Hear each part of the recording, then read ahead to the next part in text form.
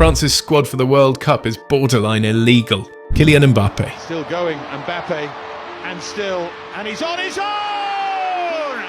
And he carries them! Ousmane Dembélé. Est-ce que ça va finir au fond, ça? Oui! Oui! Je vous le disais il y a quelques instants. Michael Olise. And Olise sparks France into life!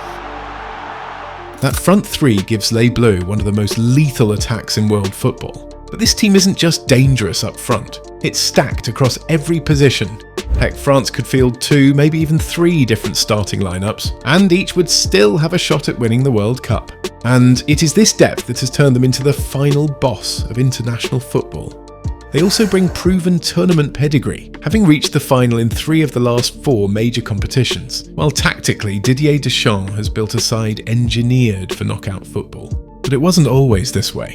So how did France transform into arguably the most lethal national team today? And why do they look primed to conquer the World Cup once again? On July 9th, 2006 in Berlin, the final whistle rang out like the closing act of a Greek tragedy. It marked the fall of one of football's greats, Zinedine Zidane, and the brutal end of French football's golden generation. 16 years later in Doha, another final whistle echoed. It confirmed defeat for Les Bleus, certainly, but a heroic one. Not an ending of another era, but the affirmation of an existing dynasty and the coronation of a new king, though some in Madrid would call him a dictator. Between these 2 World Cup finals, France underwent a complete cycle of collapse and resurrection. From complete humiliation to global supremacy, the national team hit a reset button so sharp it felt like post-nut clarity. And out of that reckoning, they forged a new identity more resilient and pragmatic than before, one no longer reliant on the genius of a single icon, but grounded in the strength of the collective. At the centre of that transformation was Didier Deschamps.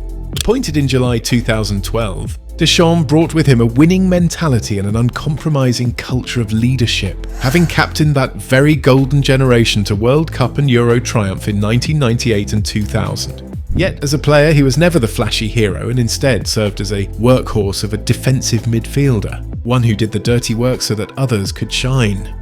It was precisely that mentality, however, that France required in the wake of the scandals that scarred the team between 2008 and 2010. He immediately imposed a clear doctrine: no untouchable stars and zero tolerance for indiscipline. He didn't chase the beautiful football that purists goon over. Instead, his teams were constructed on structure, resilience, and adaptability. His pragmatism, often labelled inelegant and even ugly, drew criticism then and continues to do so today. But Deschamps remained unmoved. For him, only results have ever truly mattered. By the way, if you're enjoying the video so far, we'd be incredibly grateful if you subscribed. Your support helps us grow and continue creating the content you love. After laying the foundations at the 2014 World Cup and Euro 2016, Deschamps' philosophy reached its apex in 2018, the crowning achievement of his tenure, second only perhaps to becoming the first true Frenchman to conquer Russia. During the tournament, France abandoned possession, averaging just 49% and ranking 20th of the 32 participating teams for this metric, in favour of a compact block designed to suffocate space and unleash devastating counterattacks. In truth, Deschamps' system was calibrated precisely to his players. The tireless running of N'Golo Kanté and Blaise Matuidi, Pogba's range of passing, Giroud's selfless hold-up play, and above all the explosive pace of Antoine Griezmann and the prodigious Mbappe.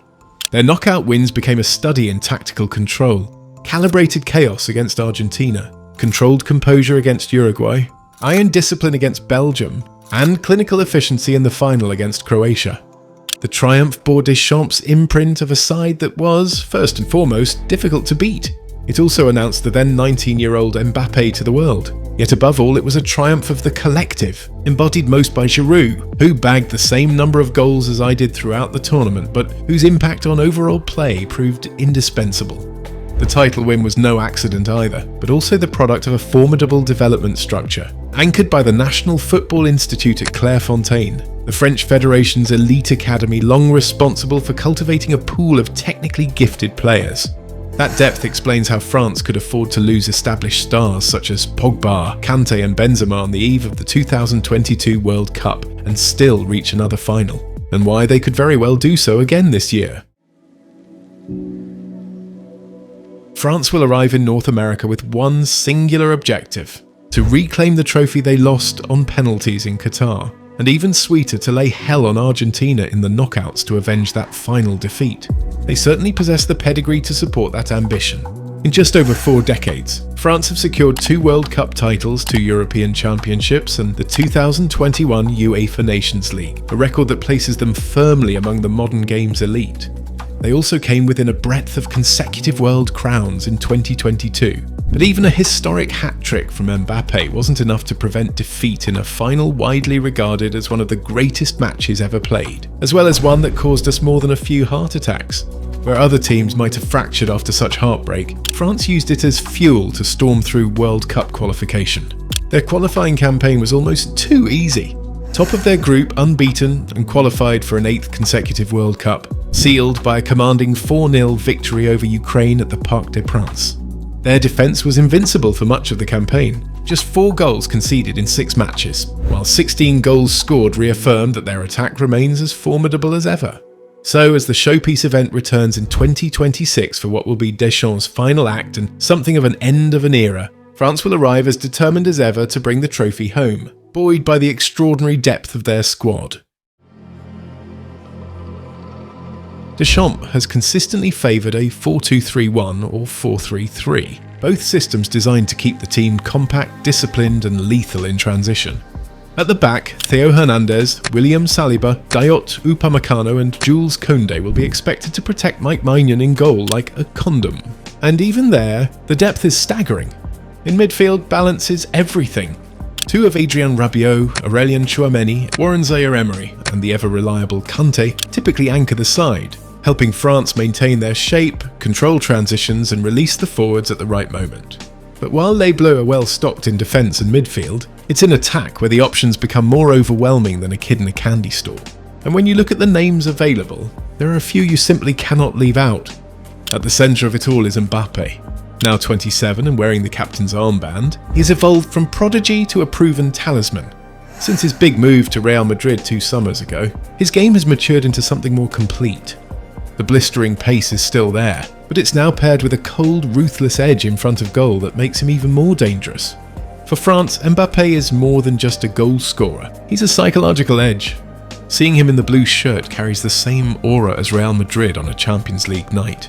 Notably, he's on the verge of overtaking Giroud as France's all-time leading scorer, and now sits just 5 goals shy of breaking the record for the most World Cup goals ever. And he's just 27. Alongside him, Dembélé feels just as indispensable. After an injury-ravaged start to the season, the 2025 Ballon d'Or winner has rediscovered his best form since the turn of the year, bringing unpredictability and directness to France's front line. Michael Olise has also emerged as a near-automatic starter. Creative, composed and fearless in one-on-one situations, his season numbers tell the story of a player who entertains just as much as he delivers in stats. And there's the new PSG generation. Désiré Doué and Bradley Barcola were central figures in the club's treble-winning campaign. They represent France's future, but they're equally ready now. Rayan Cherki, now at City, fits that mould too, with his raw talent and ability to change a game in seconds, making it difficult for Deschamps to overlook him. With Hugo Ekitike ruled out through injury, meanwhile, the race for backup striker spots is wide open. Marcus Thuram offers power, presence and big game experience after a standout season with Inter Milan. And the fact that he has already had a taste of World Cup action may work well in his favour. Randall Kolo Muani, who was included in 2022 for the then injured Christopher Nkunku, has been left out this time round in favour of Jean-Philippe Mateta after a troubling campaign at Tottenham.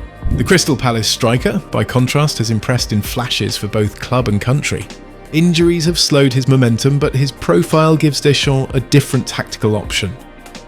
Historically, the head coach has always struck the right balance, resisting the temptation to spam the squad with attackers and instead preserving the structure that has made France so formidable. This modern France side doesn't arrive at World Cups hoping to compete. They arrive expecting to win, and when they hit their stride, it takes something truly extraordinary to stop them. If you enjoyed this video, like and subscribe for more content like this. Also, don't forget to hit the notifications bell so you never miss a beat. And with that, we'll see you in the next video.